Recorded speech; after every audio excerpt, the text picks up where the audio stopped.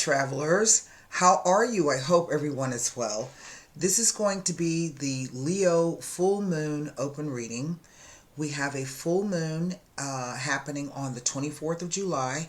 The factors will be Sun at 0 Leo, Moon at 0 Aquarius. Now, this is a trigger point.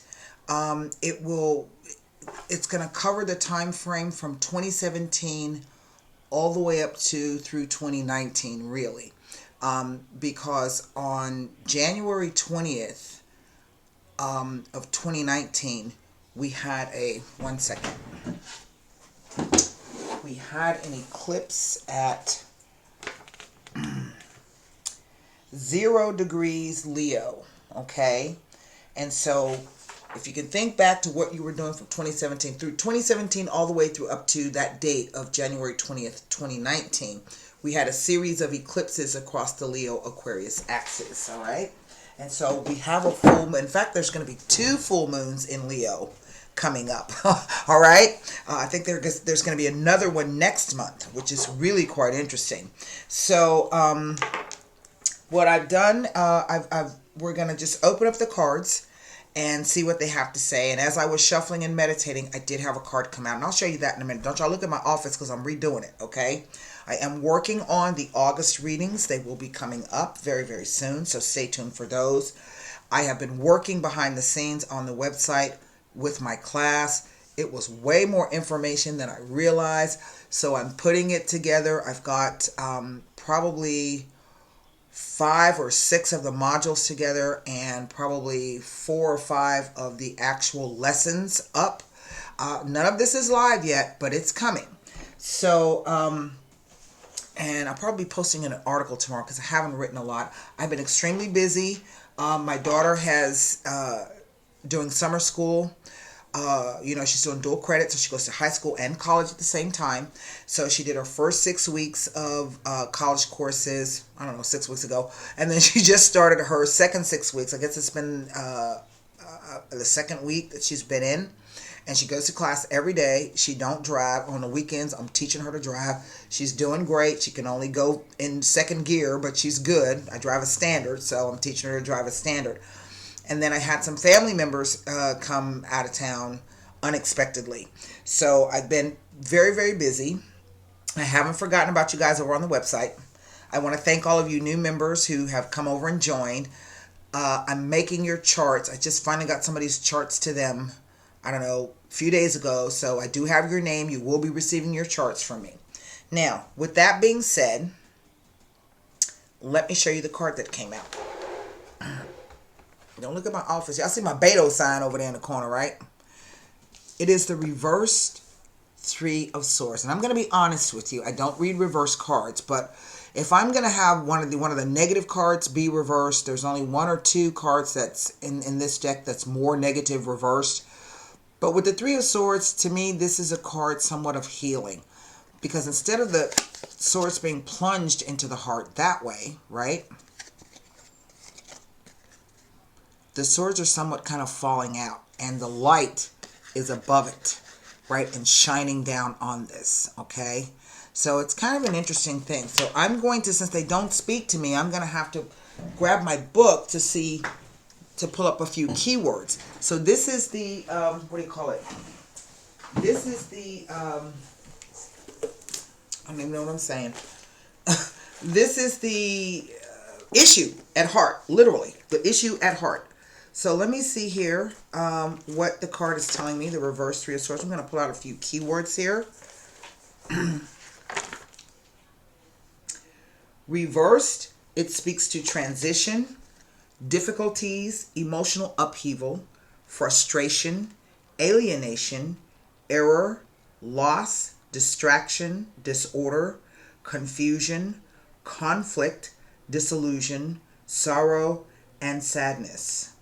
Okay, so it's almost similar, but I prefer to see it like this than like that. All right, so let's put the rest of the cards around and see what the cards have to say. I've been really some great monthly readings for the individual signs. Now, this is a general reading, And this is not for any sign specific, so please don't email me or post a comment asking me if this is for any particular sign, because it's not. All right, it's just an open reading, and I like to, anybody who's been with me knows I love doing these. So we have another card, and it's going to be a short mini cross reading. So what is the foundational issue? Now, it is the Eight of Swords. Interesting. That presented itself. So let me see if I can get a good shuffle and a good rifle and put the rest of the cards down. Okay? The Eight of Swords. Yes, confusion.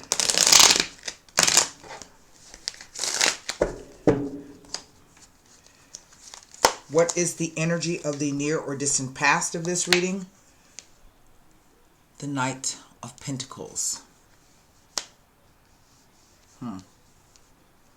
What is the unknown energy? The Ten of Cups. So I'm not exactly sure if this is, I don't even know what this is. I don't know. What is the unknown energy of the near or distant future for this? Well, it is the Devil. That's Saturn energy. And what is the overall energy of this reading? The Knight of Cups. Well, right off the bat, I can tell you that this is about a new, perhaps love interest who has come into your life, or at least a new person, okay? Typically, whenever I see two knights show up in a reading, the two knights say that you doubt the word or the sincerity of a male friend. It's not necessarily a romantic issue. I think what stands out to me the most are these three cards. In the past, what we have with the Knight of Pentacles, the near or distant past, the Knight of Pentacles is usually, this is an event. Traditionally, knights are seen as messages and news. It is a more fulsome message than, say, the message of the page.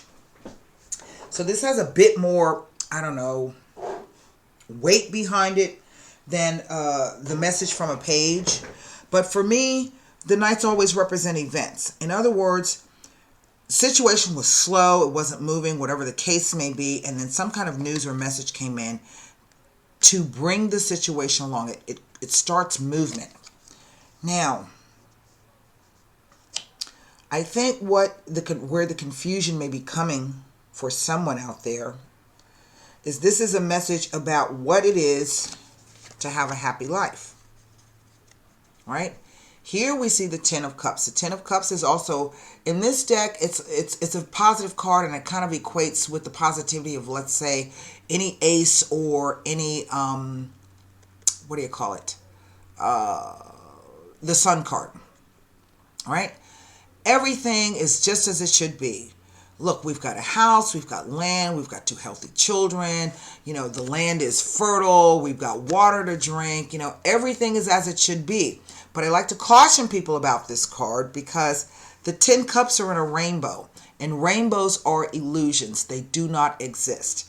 So I think this is a message for some of you about what does this really mean, this scene, this image to you, okay?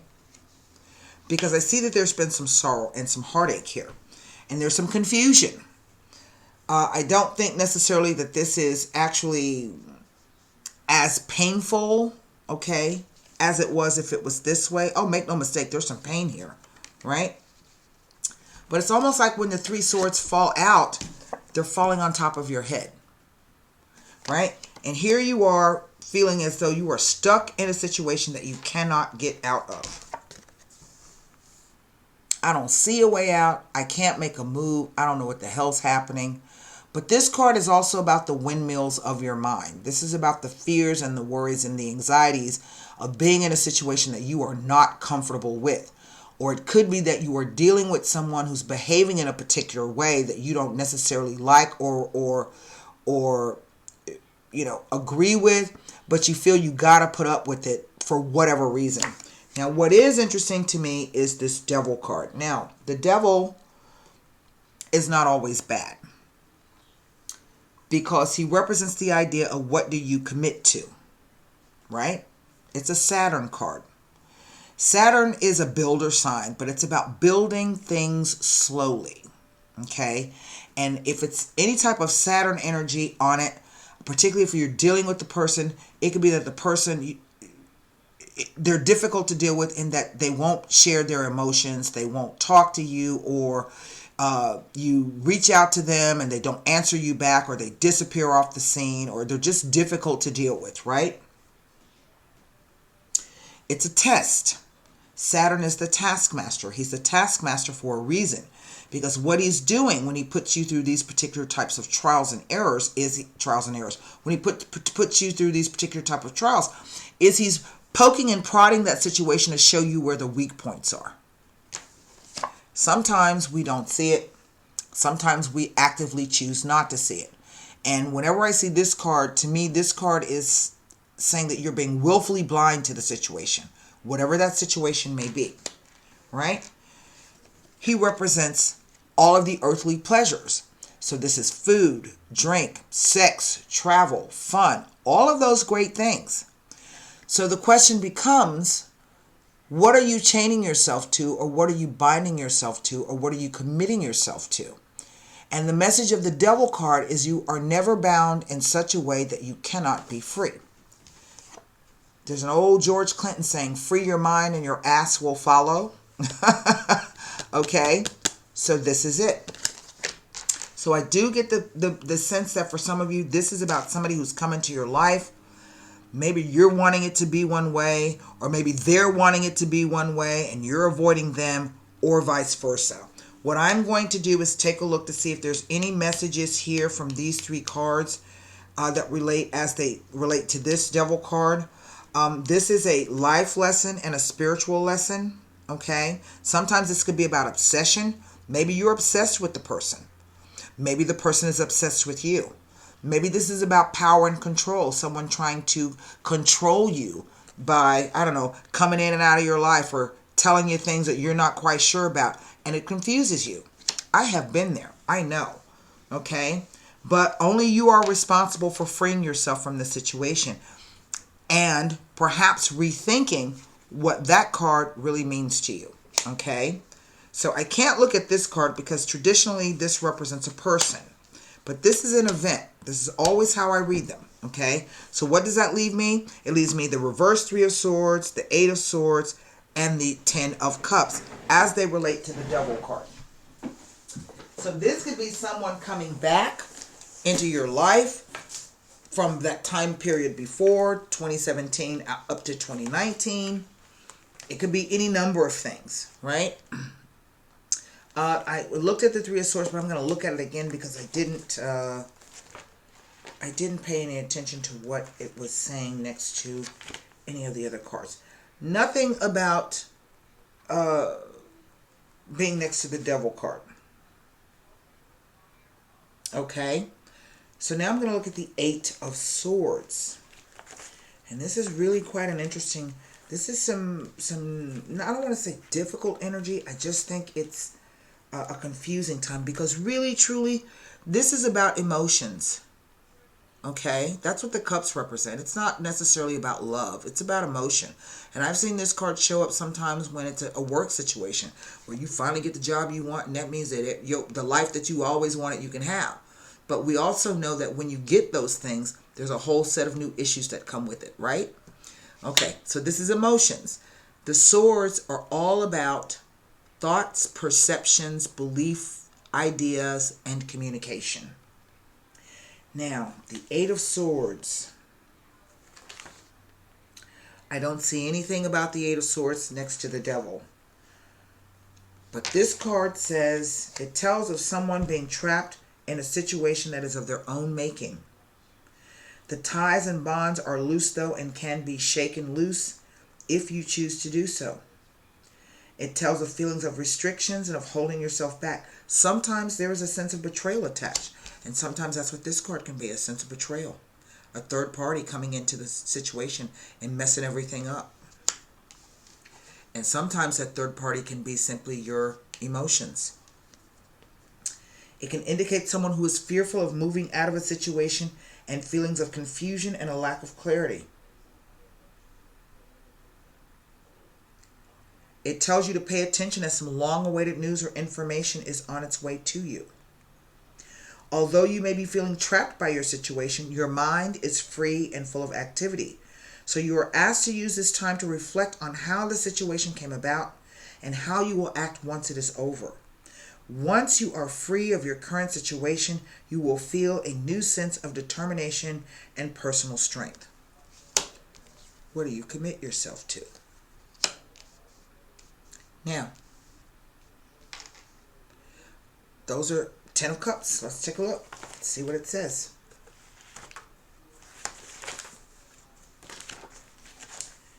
Ten of Cups. Oh, all the way in the front. The 10 of Cups.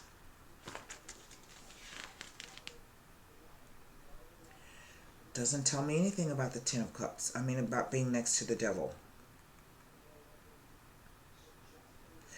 But let me give you a reverse meaning of this, because it's kind of, it's not reverse energy, but it's there underneath the surface. Disruption, conflict, broken promises, broken relationships, disharmony, false promises, miscommunication, misunderstandings, disagreements, upset, separations, and arguments. Okay? So it goes back to what I was saying about doubting the word or the sincerity of a male friend. So what I'm going to do is I'm going to take a look at this devil card, because this is the energy and this is a block. You can in effect kind of consider this, because sometimes the devil is about fear. Right? It's about fear. So you stay, or you implicitly agree to whatever the situation is. I think what I find to be most interesting is that these knights are riding into the future. Okay?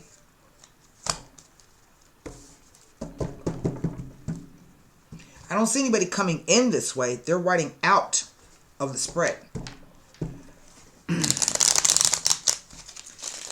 Temptation. That's what I'm getting. It is temptation, and it could be obsession. It could strictly be just a sexual relationship. And you know that, but you're refusing to look at the situation that way.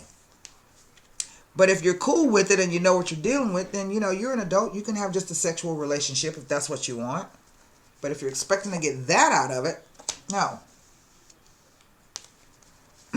What is the devil trying to say? Melancholia. Sadness. Oh, wow. Speranza. And the bambino. This is fear. Whatever you're afraid of, I don't know. But this is about fear. This is what the devil card is telling me. This is fear. Because all of these cards pretty much speak to fear. Or transitory states and things that are unknown. Okay? So here, the melancholia. The melancholia. Where is she? What number is she? She's the 5. Okay. The melancholia.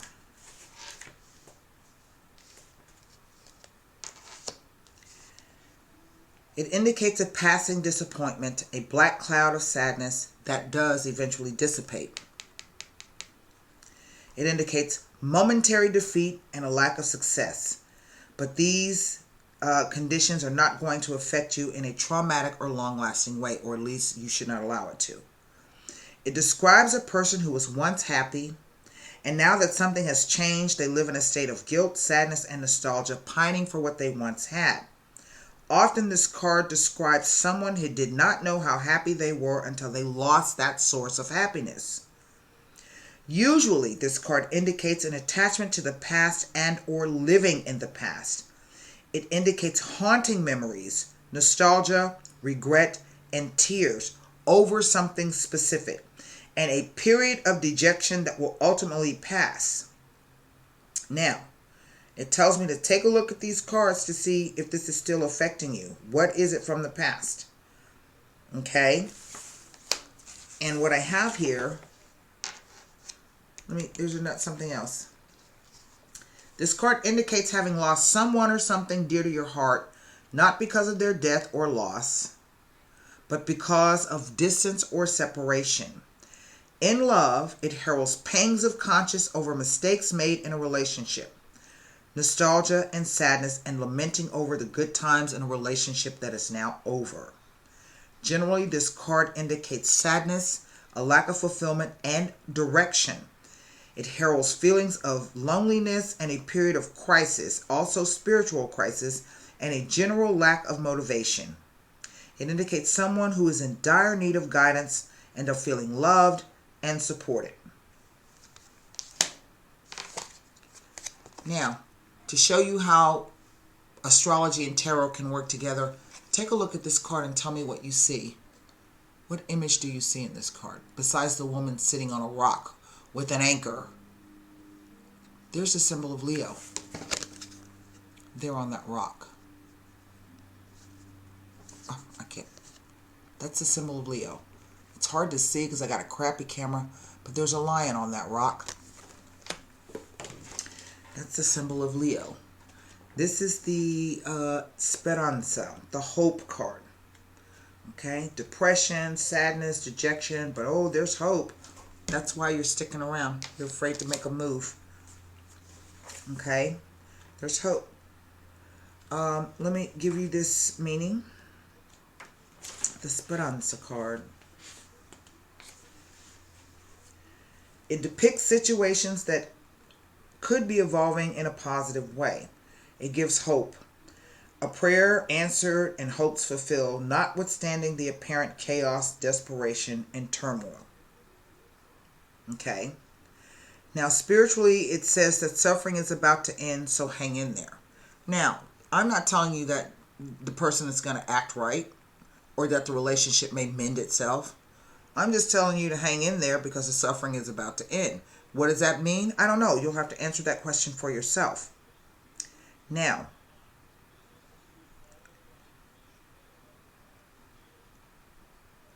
it says there is no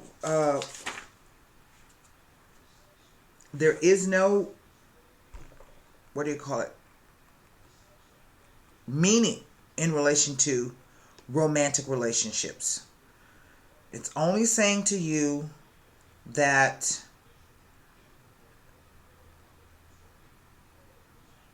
hang in there because the suffering is about to end. Now, let me see if there's anything else. It also says that this is, has a certain amount of emotional attachment to something. Now, whether this is finances, whether this is, whatever the case may be. But this is the card to me that this is the intensifier card, or one of the intensifier cards. It is the Bambino. And this has nothing to do with children. It has everything to do with the situational issue. And that, I think it's a 6. And that issue says, allegorically, the card indicates the new, and it refers to new beginnings. Okay?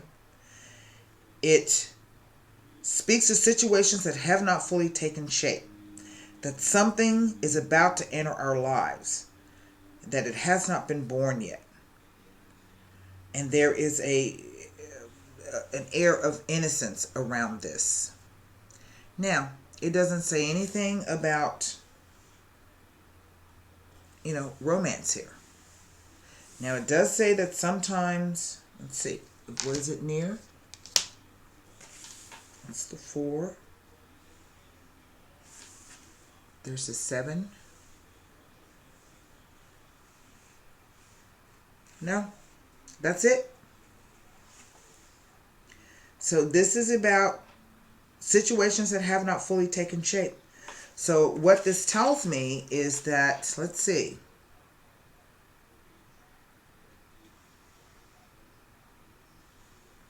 Metaphorically, it represents the future. That's it. That's it.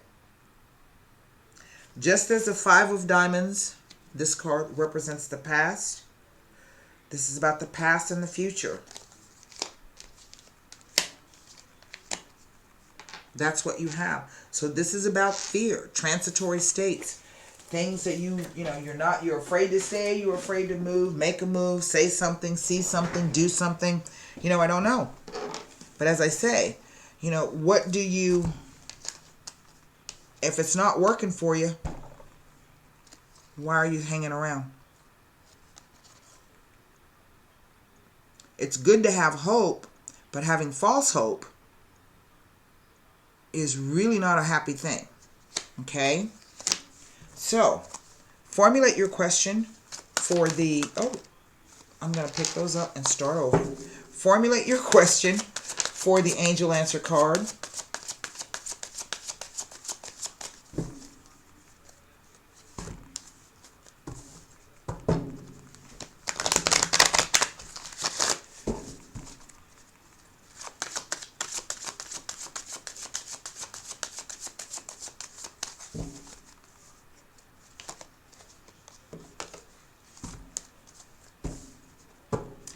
Yes, that's what this is. And I want to show you something here.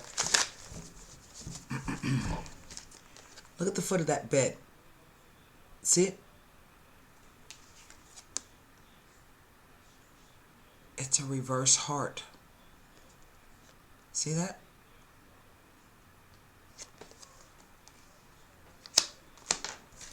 All right, here's your card.